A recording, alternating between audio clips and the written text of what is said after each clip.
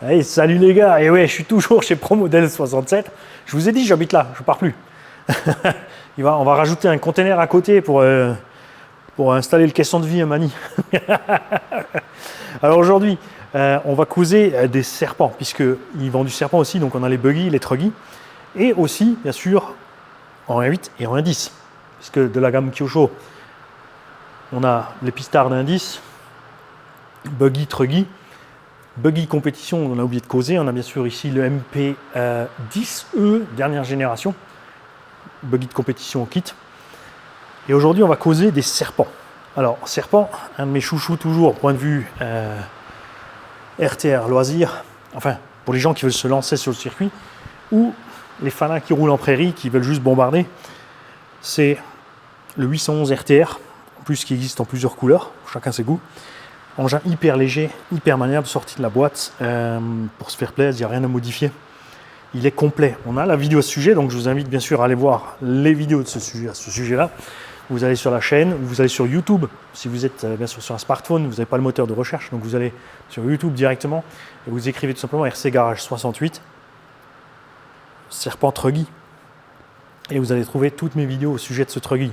C'est un engin vraiment que j'adore. On a la Serpent SRX8 GT RTR ici. Nous, on avait donc testé la 811. Et la grosse différence entre la SRX8 RTR et la 811 RTR, c'est l'évolution sur les diffs. Puisqu'on avait sur la série 811 des roulements épaulés qui sont avérés être pas super fiables dans toutes les situations. Et là, on a évolué sur des roulements standards en 16 par 8 par 5. On est resté sur un combo identique, donc un variateur Goul RC 150 A ou 120 A en 4S et un moteur, lui il faudra voir sur la boîte, soit 5800 soit 2400 kV en 40 par 68, puisque la SRX8 RTR est la version courte du châssis. Seule la 811 LWB, donc châssis long, avait la possibilité de mettre un moteur plus gros en 74. On ne sait pas s'ils vont la sortir ou pas. C'est fort probable qu'une fois écoulé le stock de 811 LWB, on puisse trouver la SRX8 GT en LWB aussi. Du coup, pour pouvoir mettre, parce que nous, c'est ce qu'on préfère vraiment au loisir, les moteurs de 74 à bord et non les moteurs de 68. Alors, on a ici la boîte, on va profiter pour voir ce qu'il y a comme moteur à bord. Donc, le cerveau 15 kg. C'est pas le plus rapide, mais il fait le boulot.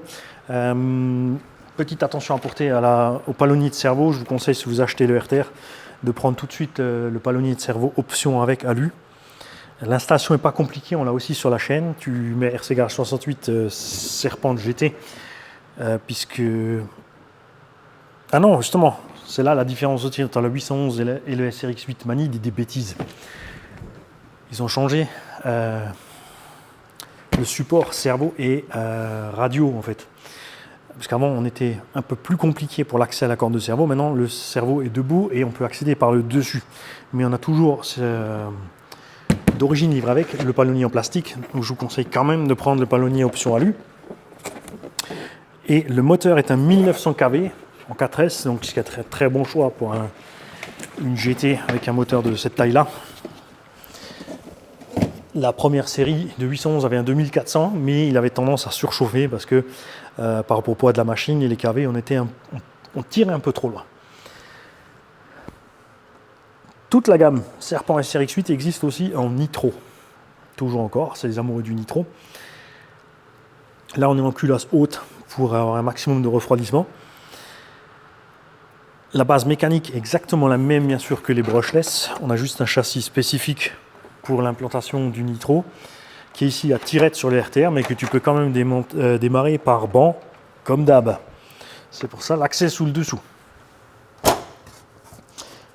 La tirette c'est bien, mais c'est vrai que le banc c'est quand même confortable, même si la tirette a l'avantage de... tu as juste emmené ta tirette, ton chauffe-bougie, t'es parti.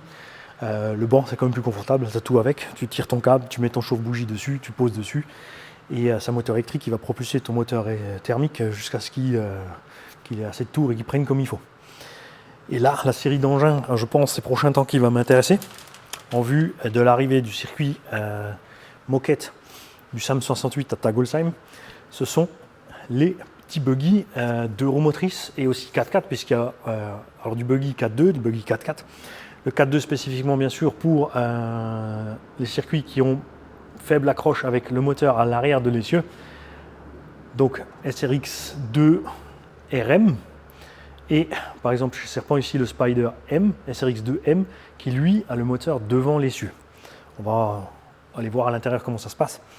Existe aussi bien sûr toujours le Short Course Spider, qui existe par contre uniquement pour l'instant avec le moteur arrière. Je ne sais pas si on va prévoir une version avec le moteur devant l'essieu pour la moquette. C'est quand même beaucoup plus sympa sur la moquette d'avoir le moteur devant l'essieu ou sur les surfaces avec beaucoup d'accroche. Existe aussi des Truggy 4.2 et 4.4. Alors Serpent par contre dans ce domaine-là, je crois pas qu'ils ont fait... ils ne sont pas lancés dans ce domaine-là. Ces petits engins sont super légers. Et on a un prix RTR ici dans les 330 €. On a un combo brushless, performant et fiable à bord. L'engin est super léger, hein, donc en 2S, ces petits trucs là, ça s'envole. Hein. C'est génial. Les amortos Serpent, on n'a pas besoin de parler de la qualité, ni les plastiques, ni surtout la transmission, les biellettes à pas inversé, tout ça en acier flexible. C'est absolument génial, j'adore. On va enlever. Ils n'ont pas prévu qu'on puisse enlever la carreau facile. Donc on a un petit variateur 45 ampères à bord. Hein, ça permet évidemment d'avoir pas trop de puissance pour ces petites euromotrices qui sont dédiées à des circuits relativement courts quand même.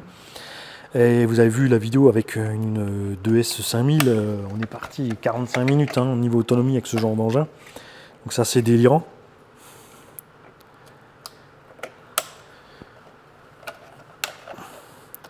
Châssis composite, et on va aller voir aussi si les pneus sont différents entre la version RM et la version M.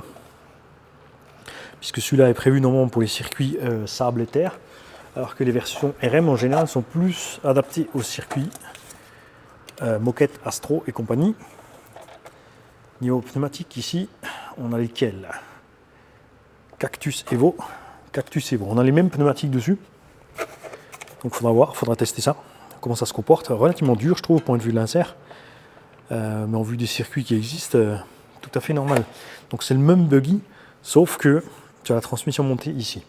On trouve beaucoup de buggy de compète qui ont la possibilité d'inverser le train arrière. Tu peux carrément le passer de l'autre côté pour les circuits terre ou qui glissent, et le passer sur l'avant pour les circuits qui ont plus d'accroche.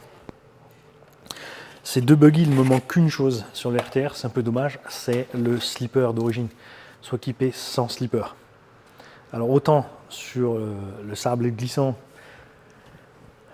point de vue protection de transmission, ça peut aller parce que tu glisses plus, mais le slipper est surtout là pour éviter les chocs à la transmission sur les sauts. Donc moi j'aimerais bien que ce soit fourni sur les RTR, les slippers, surtout sur le... Il existe aussi un petit MT comme ça en 1/10 et le short course.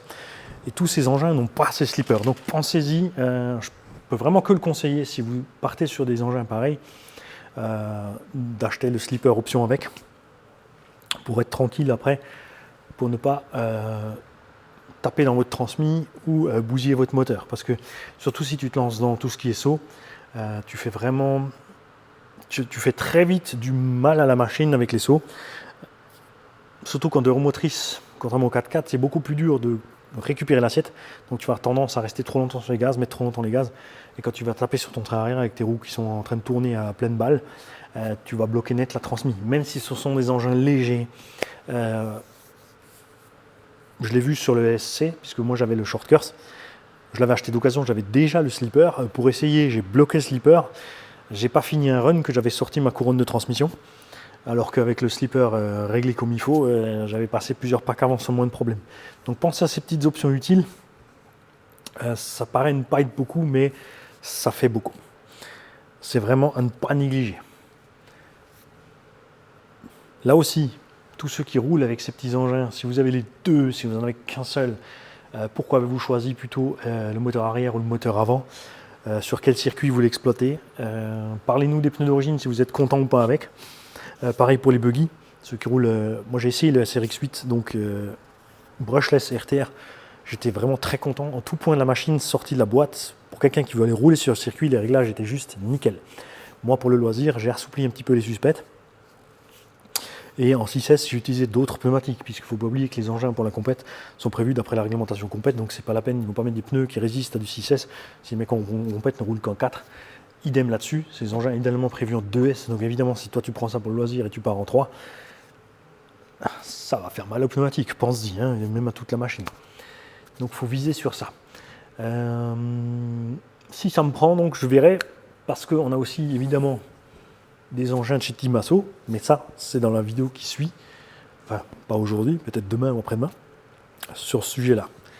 Les mecs, je vous souhaite à tous une belle journée et à bientôt.